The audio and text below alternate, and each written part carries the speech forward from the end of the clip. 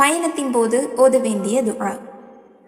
அல்லாஹ்வின் தூதர் ஸல்லல்லாஹு அலைஹி வஸல்லம் அவர்கள் பயணத்திற்காக தனது வாகனத்தில் ஏறி அமர்ந்ததும் அல்லாஹு அக்பர், அல்லாஹு அக்பர், அல்லாஹு அக்பர் என்று கூறுவார்கள்.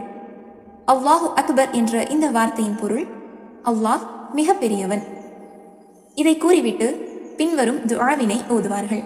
அந்த துஆ: சுப்ஹானல்லஸீ ஸஹர லனா ஹாஸா வமா குன்னா லஹு முக்ரினீன் வ இன்னா இலா ரப்பினா லமுன்கலிபூன். அல்லாஹும்ம இன்னா நஸ்அலுக ஃபீ சஃபரினா ஹாஸல் பிர்ர வத்தக்வா வ மினல் அமலி மா தருதா.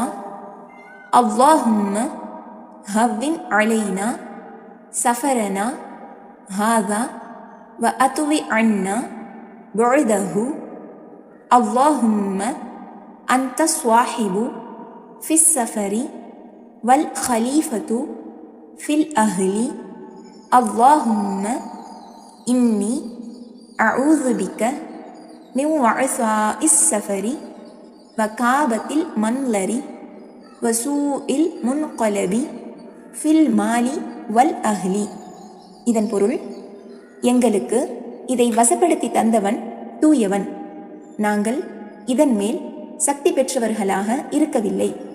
மேலும் நாங்கள் எங்கள் இறைவனிடமே திரும்பிச் செல்பவர்கள். இறைவா, எங்களின் இந்த பயணத்தில் நன்மையையும் இறை அச்சத்தையும் நீ பொருந்திக் கொள்கின்ற நல்லறத்தையும் உன்னிடம் வேண்டுகிறோம். இறைவா, எங்களின் இந்த பயணத்தை எங்களுக்கு எளிதாக்கு. இதன் தொலைவை எங்களுக்கு குறைத்துவிடு. இறைவா, நீயே பயணத்தில் தோழனாக இருக்கிறாய். எங்கள் குடும்பத்தை நீயே காக்கிறாய்.